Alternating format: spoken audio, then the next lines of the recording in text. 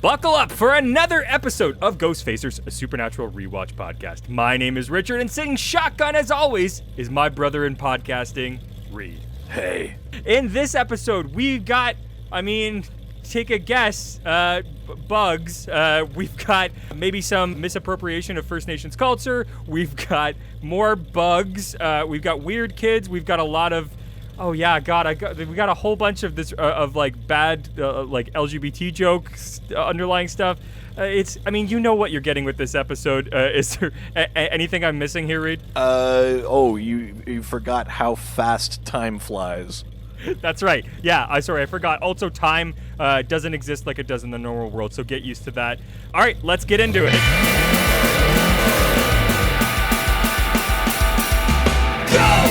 Ghostfacers! We're facing ghosts, we're others, we're not, we're ghosts! Ghostfacers! Stay in the kitchen when the kitchen gets hot! Ghosts! Ghostfacers! We're facing nightmare, we're facing dread! Ghosts! Ghostfacers! We're facing faceless, we're facing dead! Welcome to Ghostfacers. Today we're discussing episode 8. It's bugs. Gross. Creepy crawly. Bugs. Airing November 8th, 2005, written by Rachel Nave and Bill Coakley. Directed by Kim Manners, who's done a ton of Supernatural episodes that we'll get in the future, as well as a whole ton of X-Files and TNG. Yeah. And Kim Manners worked on the previous episode a little bit, too. That's right. This director, Kim Manners' first time working with insects. This wasn't the first time he's done that. He's also directed X-Files episode War of the Coprophages, which is around 300 live cockroaches in that episode. Oh, God. Yeah, it's funny because there's like different levels of animal wrangling, but like imagine being the person that just has to deal with roaches. You're like, oh, God. Fuck my life. How did I get here? It's so bad. So this episode was viewed by an estimated 4.47 million viewers. This is the lowest rated episode of season 1. I was going to say, that's lower than most of these other ones. That's right. Some of the... God, what would we do with 4.7 million listeners? I would murder people to get those kind of numbers.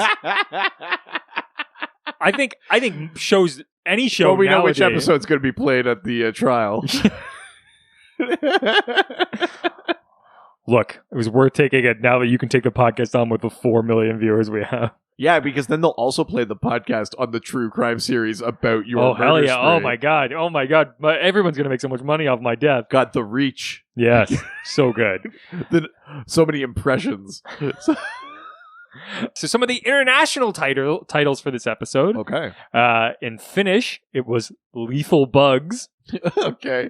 That's, I think, the classic sort of Finnish flair for the romantic. Yeah. In German, it was Insects. Sure. Matter of fact. And French, it was The Cursed Valley. Oh, fuck yes. La Val Maudite. Oh, yeah. Oh, man, Maudite. Have you ever drank Maudite? Yes, I have. I have once at a very pretentious friend's house. Yeah, well, I think that's generally where you'd have that. Yeah. It was the same place I had a Belgian beer called Bellevue. Oh, yeah. The Belgian one's definitely better. Maudite is like gut rot, but it's almost like a rite of passage in Canada a little bit. Absolutely.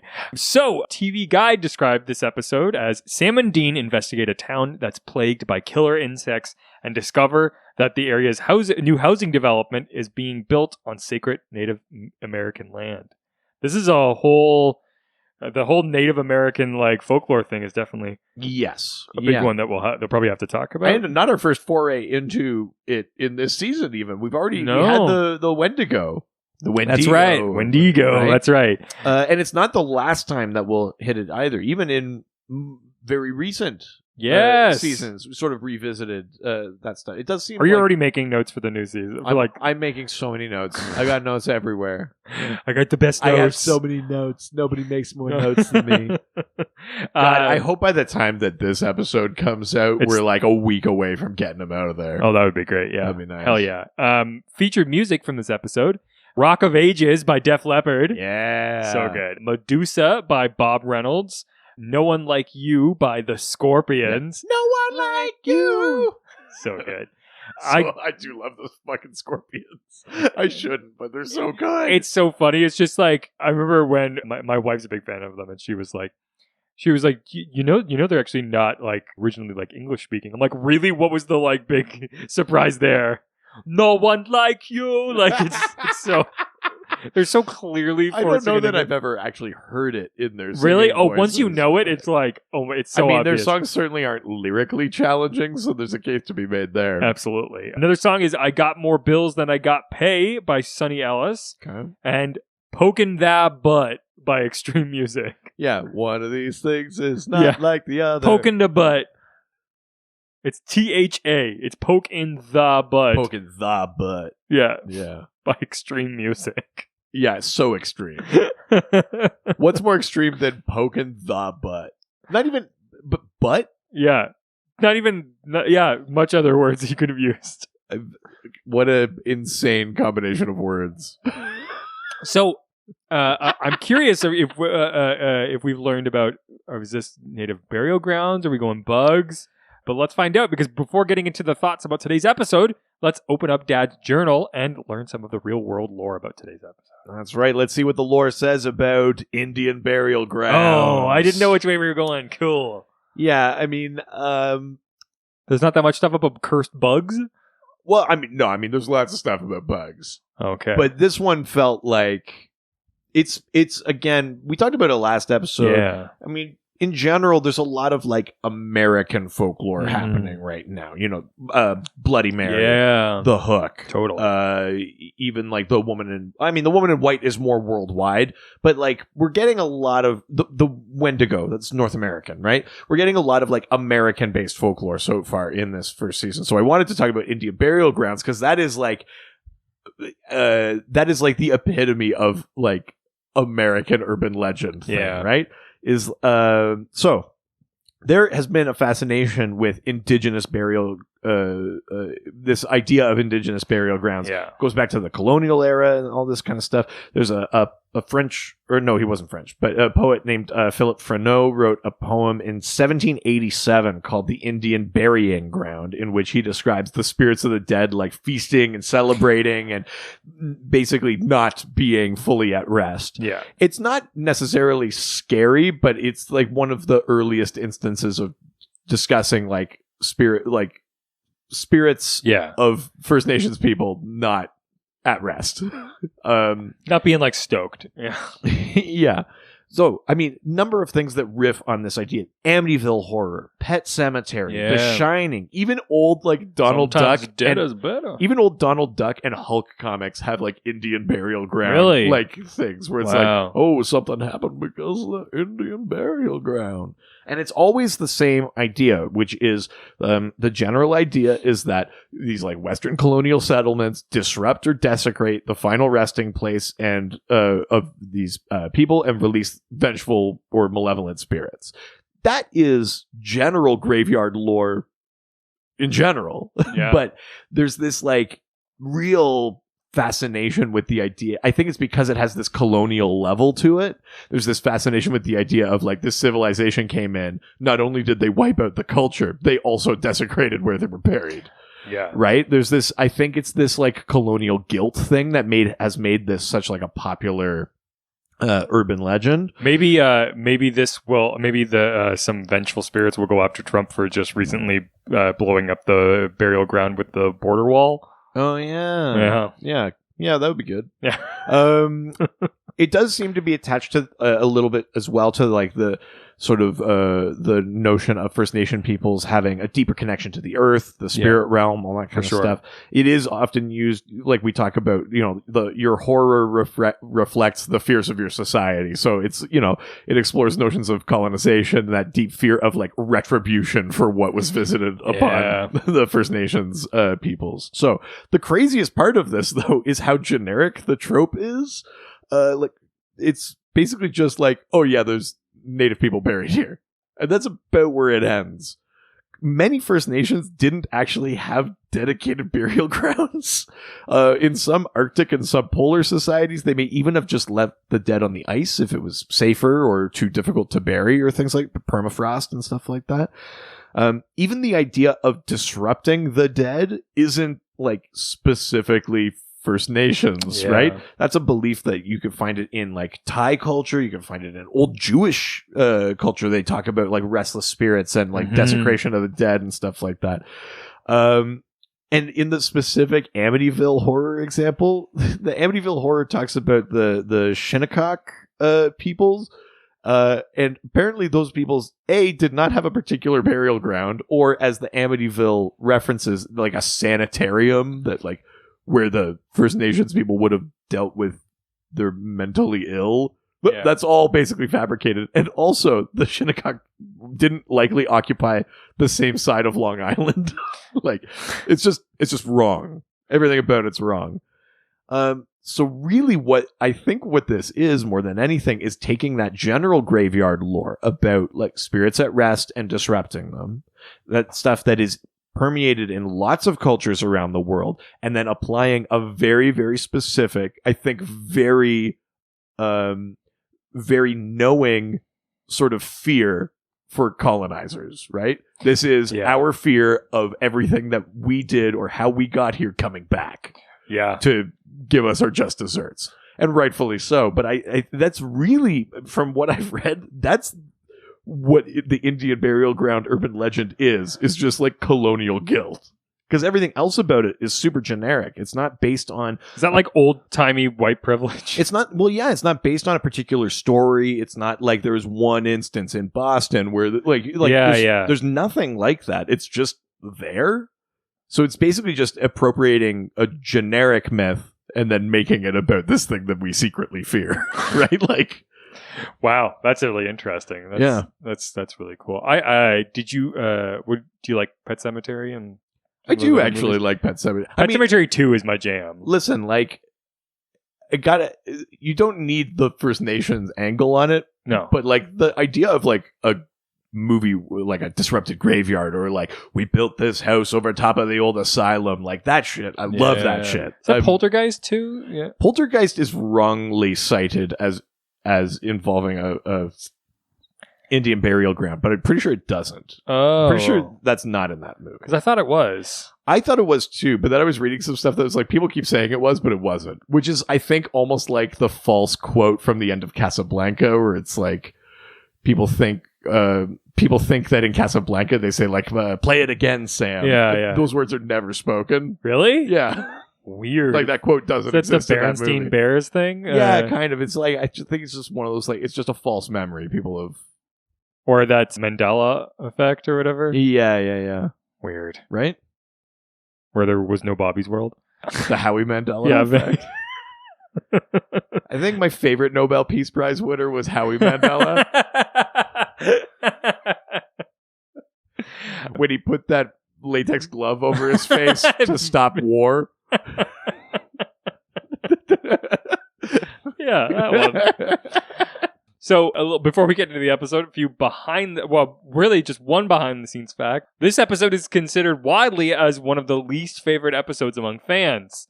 Really? And of course, Eric Kripke himself has stated he did not like this episode. Big surprise. Many I'm on to you, Eric. Many criticized the inconsistent editing, including a scene when a sunrise occurs in an impossible length of time. Yeah, I will say, I don't know that I could put my finger on it, but this episode, when I watched it, felt off. I don't know that I would have pinned down the sunrise thing or the editing, but like, it just, something's jarring about this episode. It's different. Like it looks different. It's shot different. Yeah. And it's weird. Something is weird about this episode, because I think even the idea of the burial ground arrives relatively late in the episode. Very late. It's not like they're dealing with it and figuring it out. It's like the last little bit when it's like, oh, and it's this. It's like, wait, what? It does feel like they wrote it on set that day. It's weird. Yeah, sure. It's definitely a weird episode. All right. Well, let's get into the episode, because I've got a lot of notes for this one. Okay, let's do it. Yeah. 22 years ago. Oh man, we really love watching this over and over again. It's I mean, again, I've said it before. Yeah. I'll say it again. This is a smart idea. If you're trying to like build up steam, Oh, people yeah. are hopping in. It's mostly Monster of the Week, so it's not like you really need the sequential like what happened last episode. for sure. Might as well just be like, here's the premise, and now here's an episode of the show. 100%. I think it makes sense. I don't think this is that different from like my name is Barry Allen. Yes. It's true. Just yeah. one is more like a title sequence, and this is more like a clip thing. But Absolutely. yeah. And it's also just worse when you're watching it like episode after episode. Well, after yeah. episode. I mean, we're doing this to ourselves Yes. too. Yeah. So we open up on Oasis Plains, Oklahoma, a Yeah. construction site. It's like looks like big sort of suburb development. Absolutely. The camera fades into construction men working on a house. Two men, Dustin and Travis, start talking about the houses and how expensive it will be once the houses are finished. Dustin starts to hear and feel the ground shake a little. He feels around the ground and falls into a newly formed sinkhole. Yes. Yeah, God, this is a weird episode. There's so many things going on here. They're bringing up a lot of things all at once. Yeah, Like, and there are the other guy is talking about the mosquitoes and all that kind of stuff. absolutely. Really trying to set up a lot of things here. So Travis rushes to the hole. Dustin screams that his ankle is broken. So Travis goes to find a rope. Underground, Dustin starts to hear more noises Yeah. and notices that bugs are all around him. As Dustin calls for Travis again, Travis runs and brings him rope to only find Dustin dead in the ground. Yeah. It's this is another one where we don't really see the thing happen. Some good bug shots, gotta say. You know, Without a doubt, yeah. I do feel like the color palette's like been really desaturated though in this. I mean, that's kind of like all episode. of them. Like, I guess it just feels like more in this one. I don't know why. I mean, it's probably not, but maybe it's because it's supposed to be like a sunny day and the sky is just like dark gray. I mean, maybe, yeah. So now we shoot to outside of a bar. Sam is reading. Now we're suddenly inside the bar. It was a quick scene. That's how a shot works. Though. Yes. It's establishing shot Yes. and then bring you inside. So Sam is reading a paper about the mysterious death. Because he's a cool fucking 22-year-old. That's goddamn reading right. the paper. As Dean comes to Sam with money in his hand, Dean hustled money by playing pool. I think that'll come out in like 14 seasons. I was going to say, is this the first time Yeah. that we've heard this, or did they talk about it in the They pilot? talked about it, but this is the first time I've actually seen. Because they don't get paid for hunting, but it's this idea of like, Oh, yeah. you're either hustling at pool or you're doing credit card scams or stuff like that, and that's how you get your money to pay your expenses, pay for the Exactly. motel, pay for gas for baby, all this kind of stuff. Absolutely. Dean said he would rather take a fun and easy way rather than the honest way of making money. Sam then brings up the article he read about how Dustin died due to Creutzfeldt-Jakob disease, or CJD, known as the human form of mad cow disease. Yeah. Dean confesses that he's only heard of it on Oprah, a popular daytime talk show. Sorry, are you explaining Oprah? We're not recording this 40 years from now. I know, but there could be like teenagers who are listening who've never heard of Oprah. She's been around since, Listen, like, I don't have time to hold your hand. we got. You got to get with the program. She Get with it probably like fast. left. Look at how desaturated this is. This is basically black and white. I mean, it's Kind of a cool aesthetic, but like, there's definitely less color in this episode. I don't know. Anyways, Sam asks, "You watch Wow, Oprah?" this guy looks like Sam if things worked out differently. Like, wait until they come back to Travis. A little bit, yeah. He looks like a guy playing Sam at a supernatural theme park. That's really funny. Sam explains to Dean about CJD and how the symptoms don't match. Dustin would have been displaying symptoms of it for months Right. before dying of Yeah, it. you wouldn't just die suddenly. And Dean and Sam then drive to Oklahoma. So now we arrive at the gas company where the Sam lookalike, or Dustin, No, this is or this Travis. Is Travis, yeah. Yeah, sorry. The Travis, the Sam lookalike, Yeah. is they're asking about their Uncle Dusty. Travis explains that the situation to Dean and Sam. Sam then explains the symptoms of CJD to Travis. Travis claims that that Dustin didn't have any of them. Right. They're talking about like dementia. Yeah. These things that would have manifested over time. Exactly. Travis just says like, no, but he was bleeding from his eyes and ears and stuff. Exactly. Dean and Sam ask if Travis could take them to the death scene, and he agrees. Yeah, so we're here. Oasis Plains Estates. These are luxury homes. We see it on the sign. Absolutely. Here. They're all these giant sort of McMansion-y looking things, which I think at the time that this was coming out, that idea of the McMansion thing, these like cookie cutter, big, wealthy suburb areas, that was like, I remember that being like a prevalent news topic. Like, what do we do to stop these, like, for sure. at the time, like $700,000 homes, which now is fucking laughable in some areas, but is this like a personal side thing for you? Is this something that's affecting you? It's fine. Is this relevant today? It's fine. They get there, they see the hole, and there's a very fun like, you want to flip for it, so you goes down. Very good like brother moment where they're like, where Dean's saying that he's too chicken to do it. He flips the coin. Sam grabs the coin out of the air and goes like, he's like, I got it. I love how baggy this coat is too. That was cool back then. Oh yeah, he looks like he's wearing his dad's coat. He 100% does. Like when you're a kid or whatever. 100%. So they find down in the hole. They find one of those little beetles. Because we saw like thousands of them when Dusty was down there. Dusty Sam. Oh, Dusty. Oh, so yeah, all Sam could find is these beetles, and they decide they need some more background information because they can't do anything unless they know, like, what's the history of this area? Like, has anybody else died like this? That's when Dean sees an open house barbecue sign, and Dean loves food. Oh, yeah. Free food? So yeah, baby. You could talk to the locals and get food at the same time. I'm kind of hungry for a little barbecue. I like how it slowed down just at the barbecue sign and they kept going past. I like to imagine that was Dean. Like, that wasn't the camera slowing just down. Stopped a little. Dean's foot on the brake as he's reading the signs about the barbecue. I like that, too. So they pull up to the barbecue and they're going to go in and try to mingle. This is a classic them like new town, try to pretend to be. I know this is an overcast day that they're shooting here. Yes. But again, the red balloons, generally desaturated. I'm expecting it. Like Pennywise is going to like.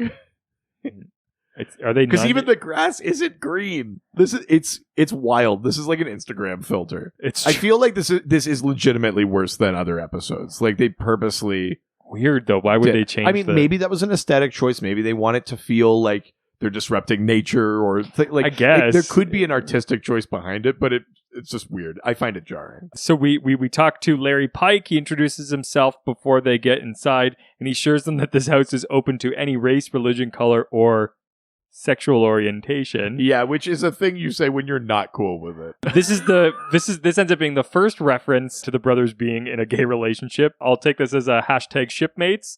Every time the show tries to reference to them being in a gay relationship, assuming that the guys are in a couple, Dean answers him to saying that they're brothers and that they're looking for a house for their father. So this open house, this guy running this open house, he's also from Buffy. That's that's right. Right. But he's basically, he's the developer, I think. He's the one that's trying to sell. So at this open house, there's also people like walking around with name tags on them. They're like realtors that are like, hey, you liking the barbecue? You gonna buy a fucking $600,000 house? You're like, 100%. You had a hot dog. You owe me. Yeah. That's a $600,000 hot dog. That's right. So once inside, they talk to the developer, Larry, about the neighborhood. And Larry assures them that it's a nice, safe, clean neighborhood, and then introduces his wife, Joni. Larry leaves. As the head of sales, Linda Bloom comes over and introduces herself and goes through the same routine that Larry did, except this time Dean plays along with a gay routine by calling Sam honey and slapping Sam's butt before he leaves to go to talk to Larry. Yeah, I mean, that's a Dean thing that he loves to do, which is just like make Sam uncomfortable, set something up for Sam and leave the room. Yes. Classic. So now on a tour of the house, Larry and Dean get talking and come across a jar with many bugs inside. Larry explains that that's his son's. Meanwhile, Sam and Linda are talking about how the houses have steam showers, As Linda is leaning on the counter where a tarantula is crawling towards her, Sam excuses himself and takes the spider and notices the teenager behind Linda. Okay, remind me, what state are we in? It's Oklahoma. Oh, okay. So there's probably tarantulas down there then, right? Potentially, yeah. I don't know where things live. Just in general. Sam confronts the this teenager. kid. Yeah. Oh, I like that kid. I like this kid. Sam confronts the teenager who turns out to be Larry's son, Matt. They have a chat about their bad relationships with their fathers. Yep. This comes up a lot in this episode. Yeah, this is a real dad issues episode. Yeah, 100%. Larry then comes over to take his son away to go yell at him.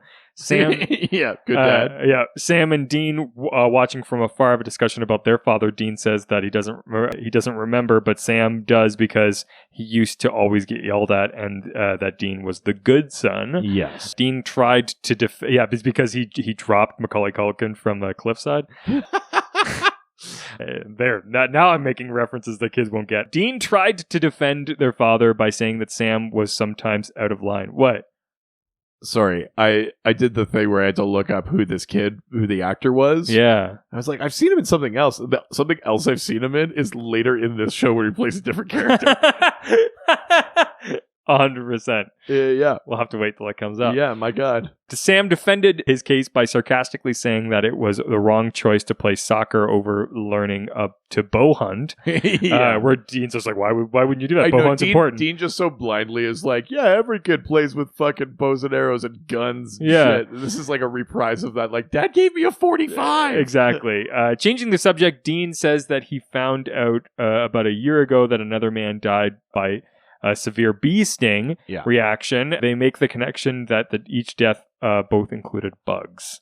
Yeah, Dean brings up like Willard. Like, he's like, is this someone controlling animals? Yes. So if you don't know, Willard is a 1971 horror movie about a young man with an unusual connection to rats, which he uses for his own psychotic and terrifying reasons. It's Crispin Glover, Dad from Back to the Future. That's right. So they discuss. Now it's nighttime. They're driving. They discuss why the bugs would do this, as there were no signs of ghost activities. They bring up Larry's son because he does have bugs for pets. Dean tells Sam to pull over to an empty house where they were at. Sam objects to squatting.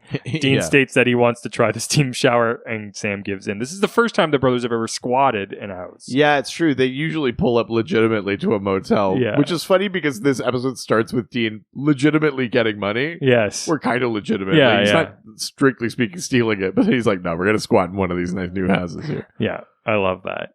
So now we're going to Linda's house, the other realtor, the pushy one that we got introduced at the beginning. Linda goes into her room and turns on the television. On her bed, a bug falls on her, so she goes into the shower. And in the shower, multiple spiders come out of the faucet, and she is the next victim of the bugs. Yeah. Spiders is a thing for me. That's I definitely have a fear of spiders. I've talked about it with some other people before, but my fear of spiders is like proportional. Like, spiders in a shower is terrifying. Like, it's the size of the spider and the size of the space. Yes. Like, a tiny spider outside, I'm okay. good. Yeah. But a tiny spider in a tiny space, like a car or a shower, that's too much. Big fucking tarantulas in a tiny shower, I would just kill myself. Have you ever watched Arachnophobia?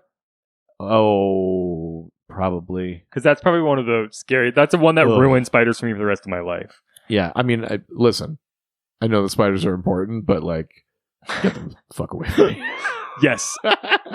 My wife specifically does a thing with spiders she calls the Batman technique, where she will capture them and then like drop them somewhere, like off like a balcony, but like, hey, like I gave them a chance to live.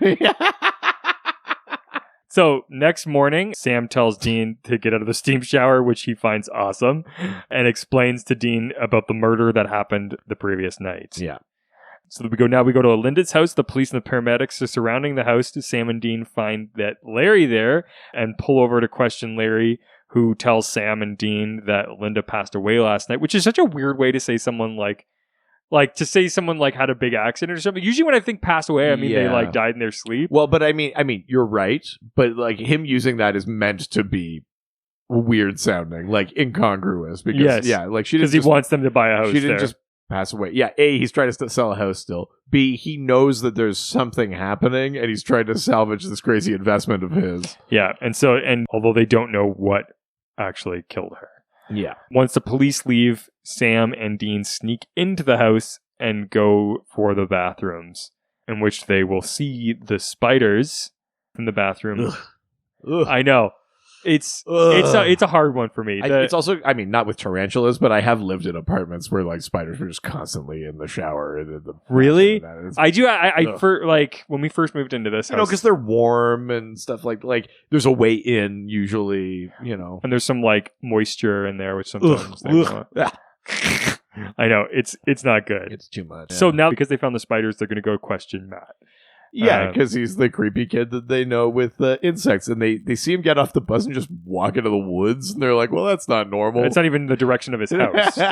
He's just like literally walks off the street into the woods. So they follow him into the wooded area. Matt gets nervous and asks if they're serial killers. Well, Which yes. I'm just like, would a serial killer say they're, oh, you got me. Oh, if you ask, we can't kill you. It's like cops, right? If you ask a serial killer, they have to tell you. And if they tell you, they can't kill you. Yeah, that's right. If you know he's a serial killer, then you're not allowed That's the code. That's the serial killer code. So, to which Sam and Dean say, no. Yeah. It's funny, he finds like a stick insect. Like, I don't think I realized that like Oklahoma had such like a rich insect population, but it's also that something supernatural is happening in this place. But it's also British Columbia. But they question him about his bugs and how Linda died due to spiders. Matt gets defensive because he knows that he didn't do the killings. Matt does, and also because he's like, the tarantula at the barbecue was a joke. Like, I'm just into bugs. I'm not crazy. Yeah. Also, tarantulas can't kill you. They're bigger. They're scarier than as they look, but they actually don't do anything. Yeah. Matt does confess that he knows something weird is happening with the insects and goes to show them an example. Once deeper into the woods, Matt shows Sam and Dean that many insects, from earthworms to bees, have all been congregating in the same general area. Yeah. Sam points out a large dirt mound where many worms have been. Dean goes digging through and finds a skull. Yes, that's right. Oh, a skull, baby. No, it's a buggy skull. Ew. I don't know why your bug voice is so like creepy, daddy kind of. It's a bug. Just a little I will buggy. say there's some pretty gross shots here of bugs. So kudos to the insect wranglers on set. There's some pretty gross little bug shots in this episode. Yucky. We didn't mention it, but the tarantulas coming out of the shower, obviously not real, but also obviously not real. Yes. Maybe some of the worst visual effects so far. It's pretty bad. Yeah, it's embarrassingly bad. Yeah. It looks like a kid's drawing of spider. I can't believe that Eric Kripke shits on the Wendigo visual effects, which are legitimately good. Yeah. And then it's like, just like casually also just like, well, I also just don't like this episode. Like, no, this should be your great shame. Those tarantulas in the shower look, that's going to be on your tombstone. This also is like his least favorite episode. Also, he's never going to come on the show. We've said that for like 4 episodes. He's never going to come on the show. Why? Because I keep telling him what he should be ashamed of? Yes. It's because we know about shame. That's the thing. Listen, I'm an expert. So now we're outside the Department of Anthropology. Dean and Sam uncover skeletons where they found the skulls. So they decide that it was spirit channeling through bugs. Yeah. They then get into a discussion about their father. Big surprise. Sam felt that their father was always disappointed in him, and Dean says it wasn't that he's disappointed, but scared. And they enter the building. They make a comment about that Sam was the blonde girl from the Munsters. So if you didn't know, the Munsters was a 1960s TV show about the family of monsters, vampires, Frankenstein-type monsters, and various other ghouls. The blonde chick, niece Marilyn Munster, is the only member of the family who is completely normal. The family is vaguely ashamed of her relationship to such an ugly person, and even Marilyn is aware of her plainness. She bemoans that she keeps scaring off potential boyfriends, having no idea that the youths are in fact frightened away by her family. I mean, listen, that's classic Sam. Absolutely.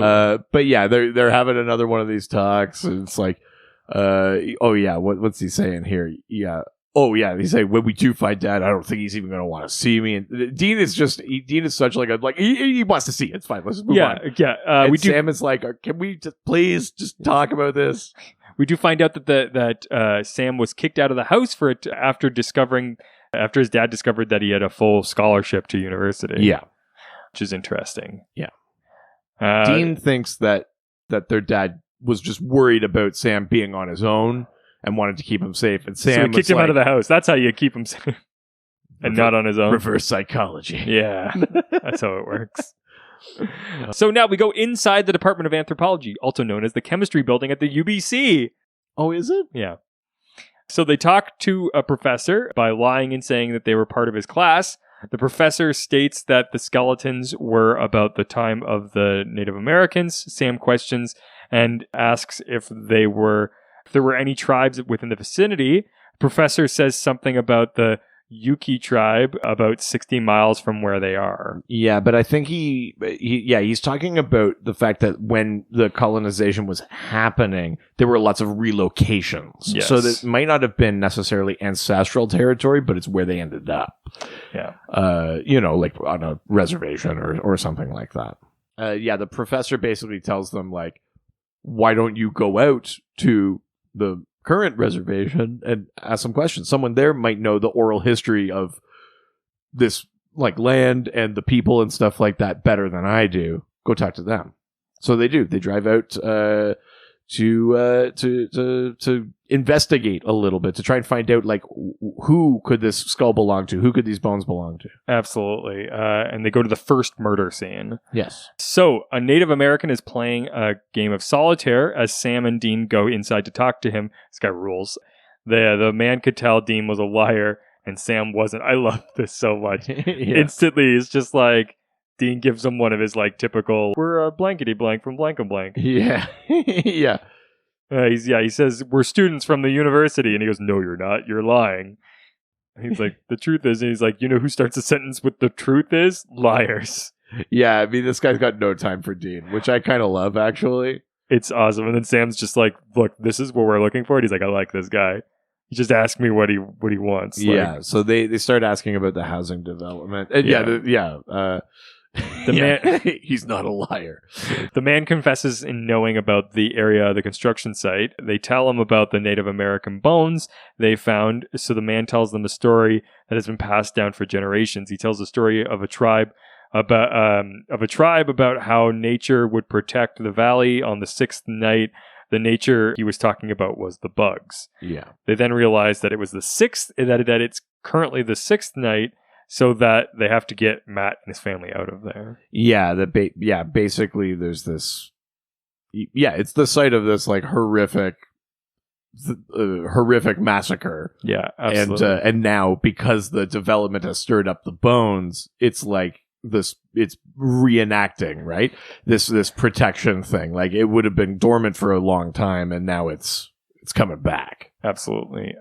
So an interesting fact, while the tribe is cited in the show is the Yuki tribe, the type of graves featured in the episode were typically made by South American people, and a blanket used in the set dressing is a Pueblo Indian design. Again, I mean, that's on the show. Yeah. But also in the lore of these Indian burial grounds, it's just like mix them all together. Yeah. There's no... Yeah, it's Indian people. They're all the same. Exactly, right? Like, that's the approach to this legend, as opposed to being like, well, this is like Algonquin, or this is like, like something else. Like, so, I mean, it's a little telling that even the show trying to talk about it is also doing it wrong. Thing, yeah. Like, it's definitely not a great thing. Yeah, you can see the... Oh, right. Yeah, those are the Pueblo... yeah, exactly. So they're just kind of mixing in a bunch of different things together. Yeah.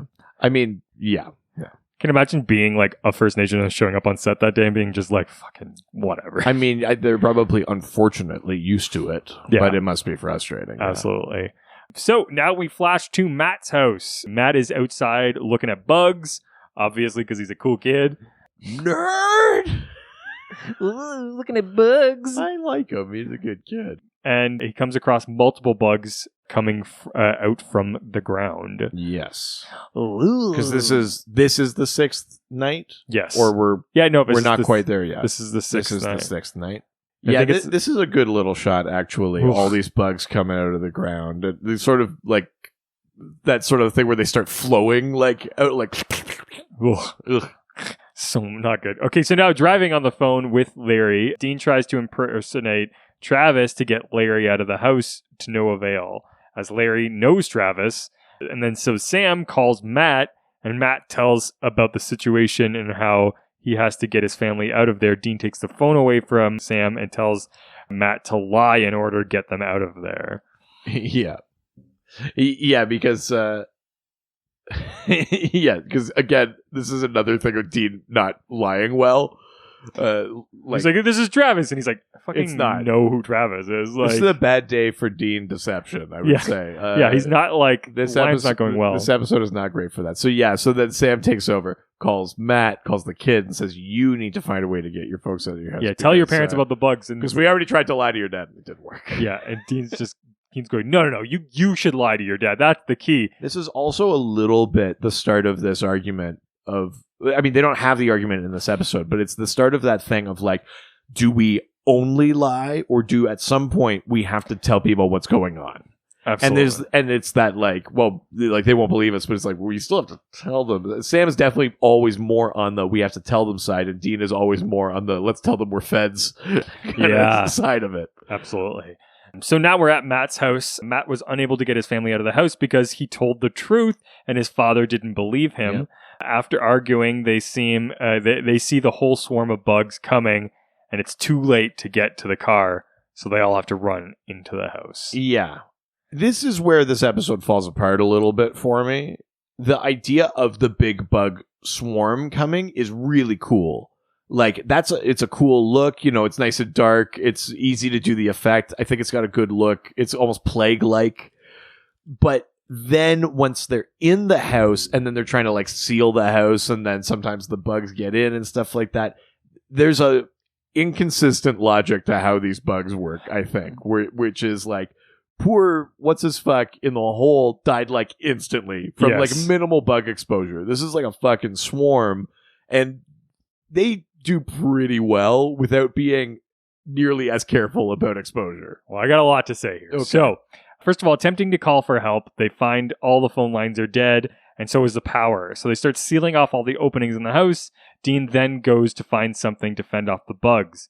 He gets some flammable bug spray, then realizes they didn't seal off the fireplace, and the bugs fly in. Yeah. So they go up to the attic, and termites start to eat through the wood, allowing Yeah. more bugs to get in.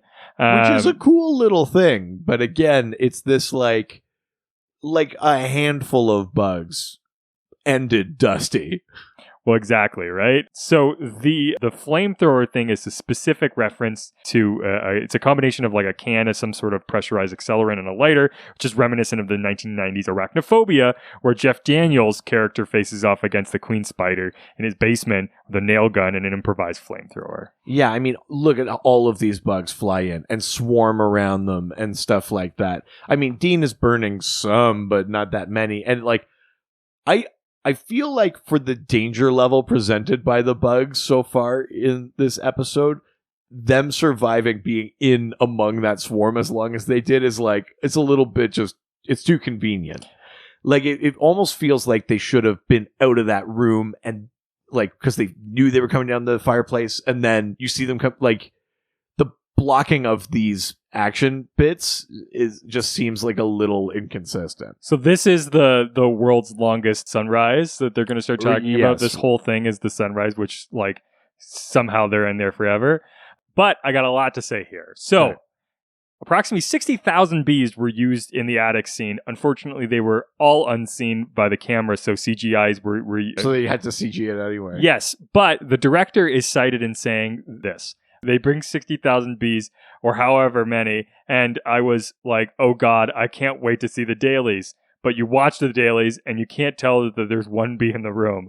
They just don't read on camera, or they do, or they were too sluggish. And you just start laughing because you just put your whole crew in a room with thousands of bees, and you can't even tell if there were any bees on the camera. It's a bizarre job sometimes. I mean, that's fair. That's a reason. I mean, anytime you're using this one of those uncontrollable elements, right? You know, like kids, Yes. animals. That's, you know, you're always asking for something weird to Absolutely. happen. It is funny that they had to CG all of this in. But again, so they're trying to survive till sunrise. Yeah. It's the middle of the night, and there are holes all in this roof. The termites have hacked in. Like, the stuff's coming apart, and they're just sitting there in the middle of the swarm for a long time. I mean, this is a quick sunrise, insanely quick sunrise that just happens here. But also, they're still sitting among these bugs for, like, even on screen, 4 minutes, which is more than enough time to have killed the realtor or Dusty. Yes. Like, and there's so many more bugs. It's too convenient. Absolutely. And that sunrise, we go from nighttime to daytime in like 20 minutes? No, 20 seconds? Yeah. easily. Yeah. It's like 19, 20 seconds. Yeah. It's So, crazy. more information about the bees. I got a lot of bee facts. Not the bees. So, for this episode, all the actors who worked around the bees were given costumes with cuffs sewed inside of their pants and sleeves to prevent the insects from crawling in. Sure. It helped, but everyone still got stung. Of course, it's going to happen. So Jensen was the first to get stung, which amused Jared Padalecki enormously.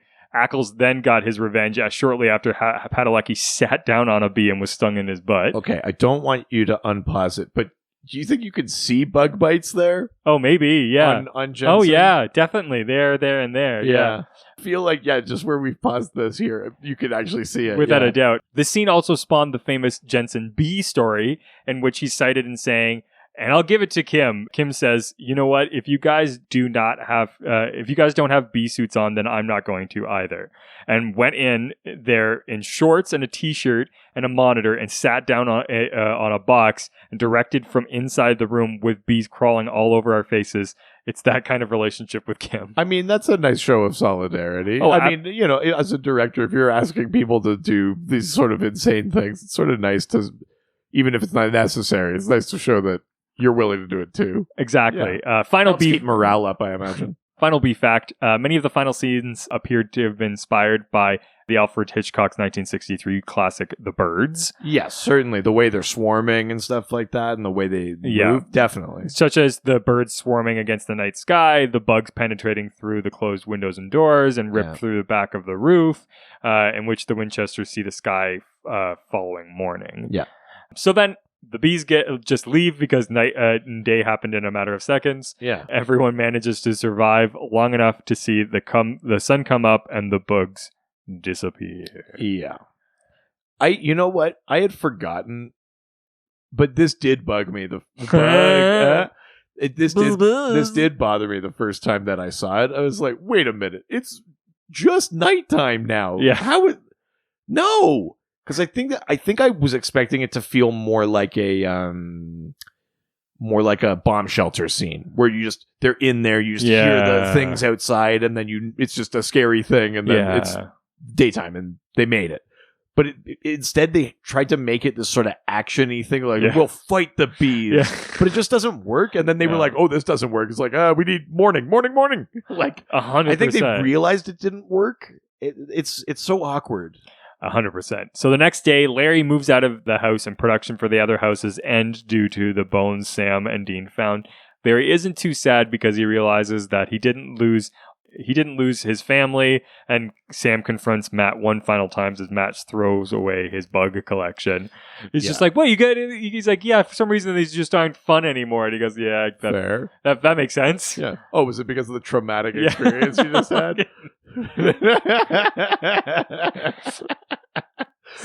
So funny. It's just like, oh wait. Also, though, is that how you get rid of a bug collection? You just throw them in the trash? And was that a recycling bin he was throwing them into? It looked like it, yeah. It was, you know how you just recycle a spider? Yeah, that's the blue bin. It's definitely recycling. Yeah.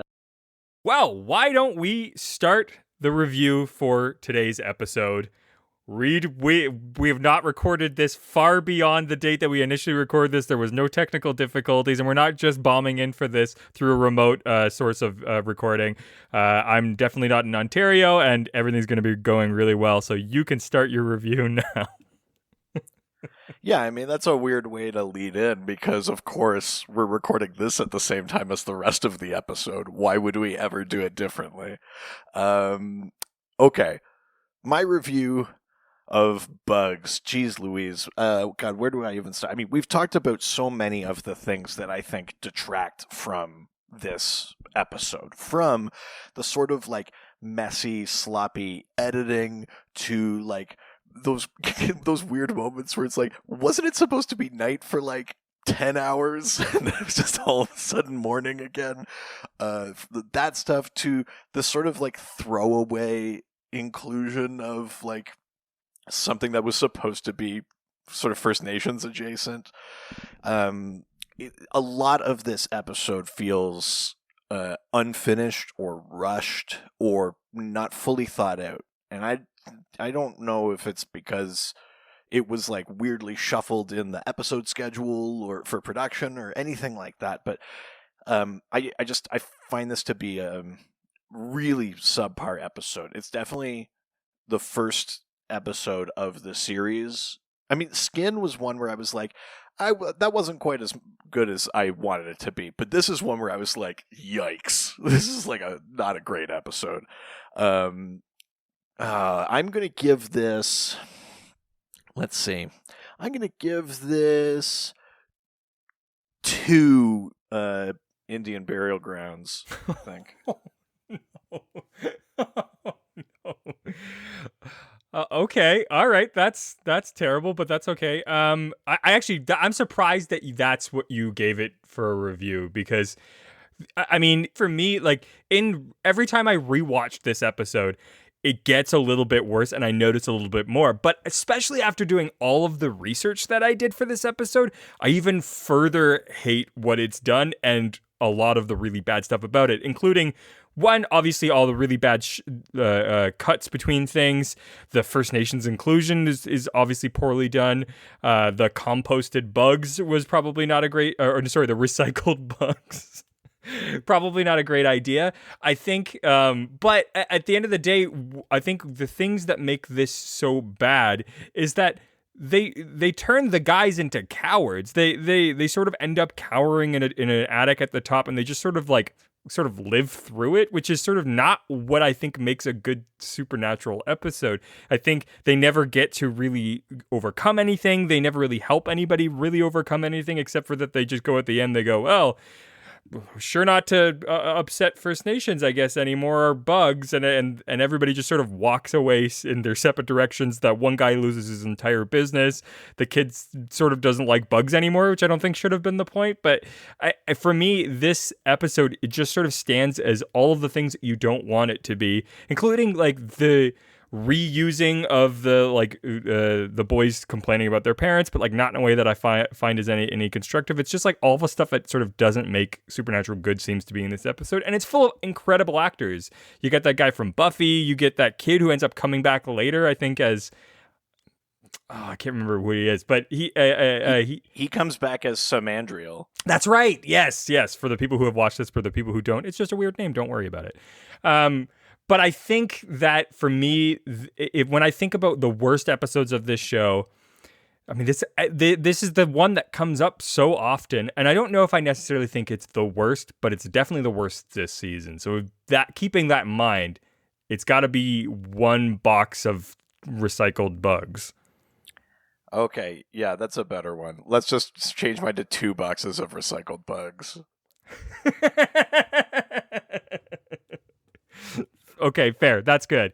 All right. Well, I think that's it for this week. Why don't you tell them where they can find us online? You can send us an email if you've got thoughts about this episode. If you do you agree that it's a bad one? Did you really like it? Tell us what you think. You can send us an email at ghostfacerspodcast@gmail.com. Or, of course, you can always shout us out on social media. We are at Ghostfacers Pod on Facebook, Twitter, and Instagram. All right, that's it for this week. Say goodbye, bitch. Jerk.